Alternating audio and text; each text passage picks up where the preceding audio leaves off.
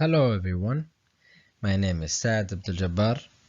This is my fifth current event about long-term care for 575 class of current event in healthcare. So let's start by defining long-term care. What is long-term care? Long-term care is a range of programs intended to address the physical or personal health needs of patients for either short or long-term basis. These programs assist people to live their lives comfortable and safe as much as possible. That is especially when they are no longer able to perform activities to their regular lives on or by their own. Based on the needs of patients, there are different facilities in different locations to take care of long-term care patients. The problem of long-term care is becoming a national crisis as more of Americans are living longer with limited resources. Aging baby boomers or seniors who age 65 or older will significantly impact the potential demand for long-term care services over the next 2 decades. So over the next 20 years, the number of Americans who are 65 and older will be more than double to 71 million. Comprising roughly 20% of the United States population. So at some point, the older adults who live at home may require services that go beyond what their friends, family, and local programs can provide them. That is when facility-based long-term care can play an important role, where much of the focus in this presentation is actually on these facilities, assisted living facilities. But before going into the details about the assisted living facility and who is eligible to get access to it, let's look at the different kinds of long-term care facilities.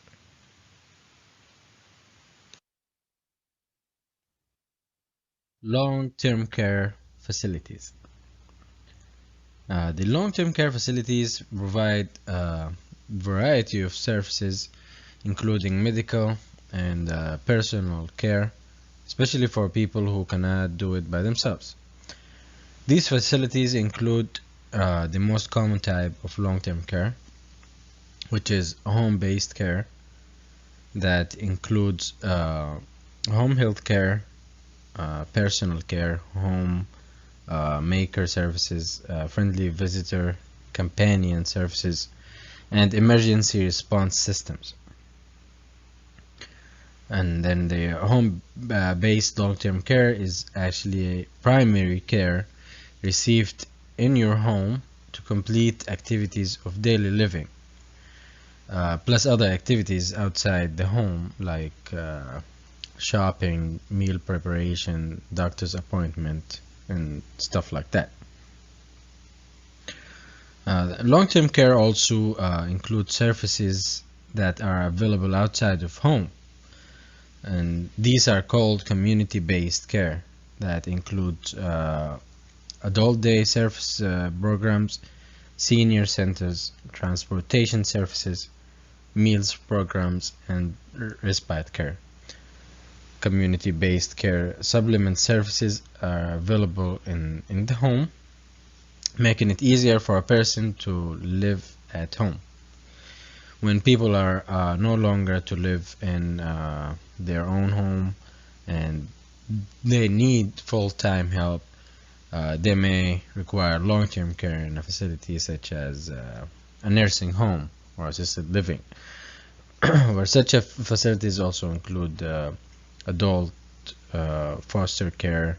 That's for the facility-based care, uh, adult foster care, board and care homes, assisted living facilities. That's what we're going to talk about in this presentation. Nursing homes and continuing care retirement, where, for example, nursing home also provide 24-hour housing, healthcare, personal care, rehab, supervision services, and so on. And the difference between the nursing home care and assisted living is that nursing home provide medical and personal care in a clinical setting, while in the assisted living, it's primarily it provides personal care in a home-like social setting.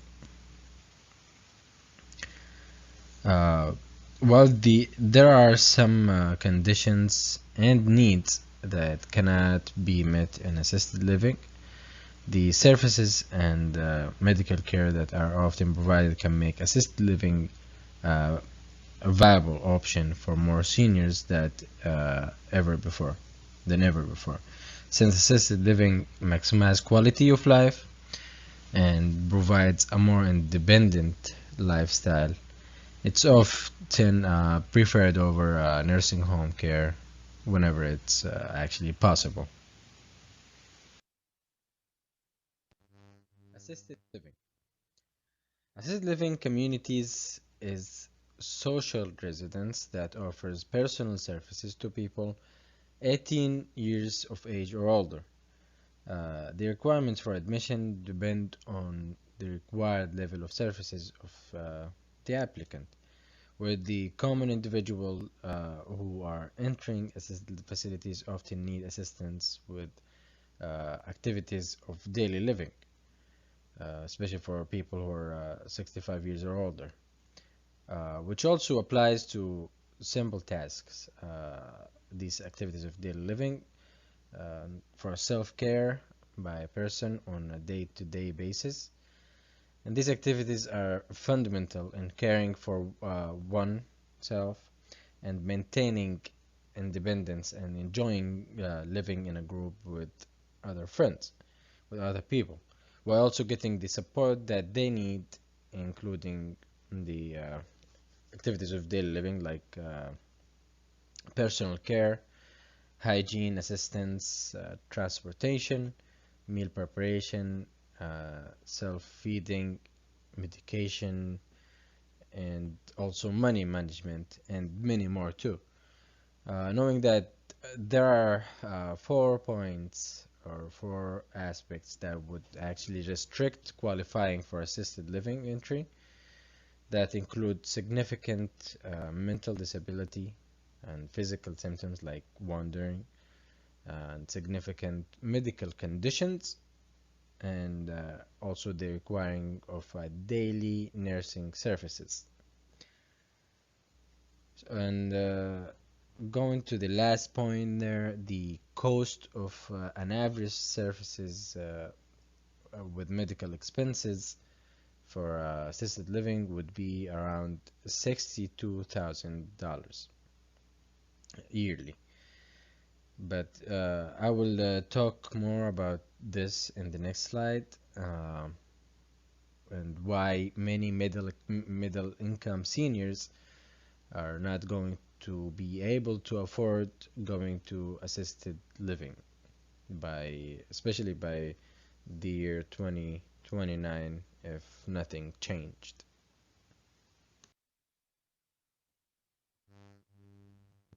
In the future of 2029, there are many middle income seniors who are 75 years or older would not be able to afford assisted day living with its medical expenses. So, knowing that people are living longer due to the advanced medical technologies we're having now, As people age, the cost of treatment also is increasing because of the comorbidities that they acquire when they age. So there are around 80% of middle income seniors would need assisted day living activities due to the morbidity and the morbidity limitations.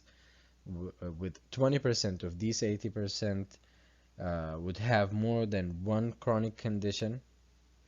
So, like three more chronic conditions, and actually, or more than one limitation in performing daily living activity. And half of the 14.4 million middle income seniors would receive $60,000 of income yearly, comparing to the cost of assisted living, as we mentioned before, uh, with its medical expenses that would be $62,000, which is $2,000 more than their average income. Uh, while knowing that low income seniors have been presented with tax benefits when discussing housing for seniors, uh, and the high income seniors are generally financially self sufficient. But unfortunately, on the other hand, the middle income seniors are typically neglected. There is yet another group of seniors who chose to remain at home, where many of these seniors still live in rural areas, where their homes are not actually made up for safe walking, which makes it harder for healthcare professionals to provide services to these seniors. Long-term care insurance. Statistically, 1 in 5 seniors will not need that kind of services, while also 14 million seniors needed long-term care insurance on 2019. So, what if you need it or someone you love and it is a necessity, but how to pay for it?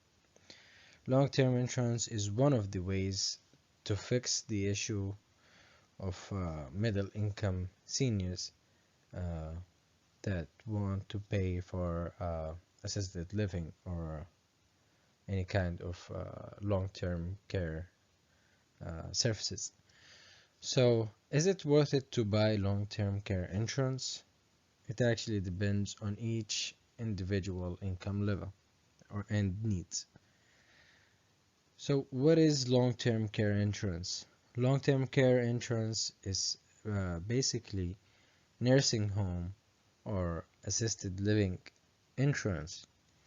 This insurance pays for the long term care services for seniors who pay for this insurance, where they will need, as they age or become ill, and need help with their daily activities like getting dressed, bathing, hygiene, and many more that I already talked about in the beginning of this presentation. Long-term care can get expensive. The services can be really expensive. According to the Alzheimer's Association, the estimated cost for end-of-life care in 2019 ranged between $233,000 a year to $367,000 a year. Knowing that most health and disability insurances will not cover long-term care, but long-term care insurance will. It would help a lot to find an independent insurance broker who will find the best solution, best option for each individual patient depending on their needs and their income level, which will also save a lot of time energy, and money. The average annual long-term care insurance premium for a 60-year-old couple is around $3,400 or $283 per month, which in qualifying individuals, Medicaid qualified individuals, and also for financially sufficient for those wealthy enough to self insure. It's not something that they're gonna think about or want.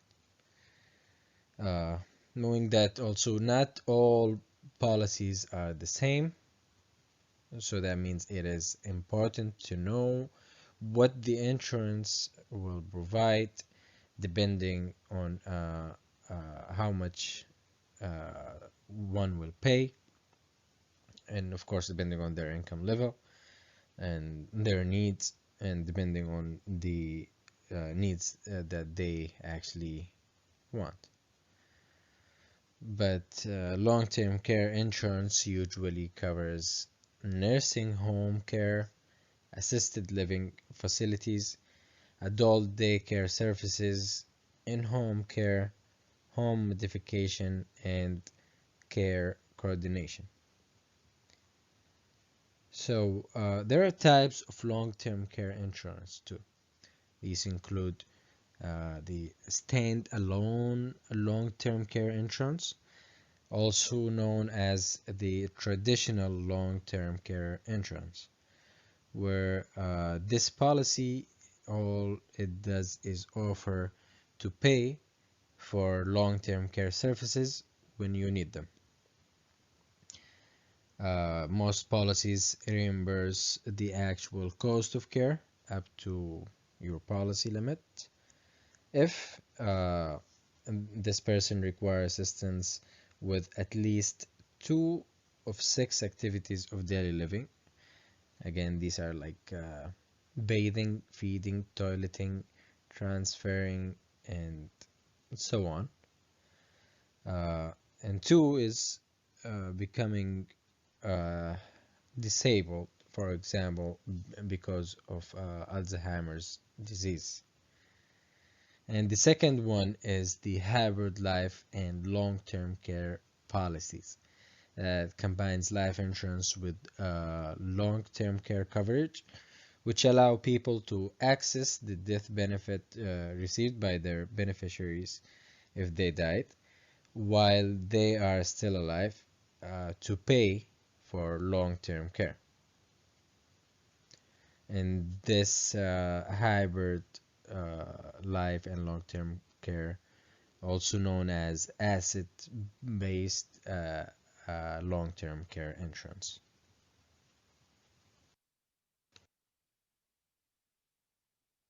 In the end, the need for long-term care services is a necessity. And with the technology we are having more older people that actually need these services. Research estimated that 70% of people turning age 65 will need some form of long-term care during their lives.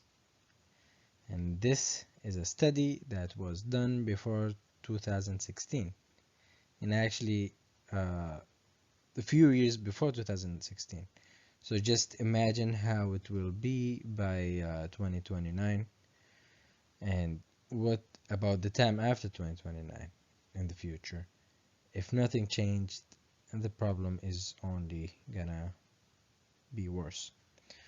Unfortunately, not many creative changes or many options have been provided to seniors, but there are programs such as Neighborhood Initiative that encourages seniors to remain in their homes by delivering general support services such as home maintenance, transportation, healthcare, and social programs.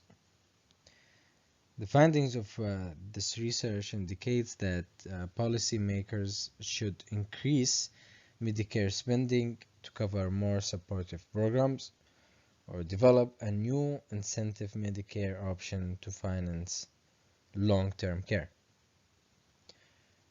But again, unfortunately, proposals like that is typically discouraged because of the cost associated with it.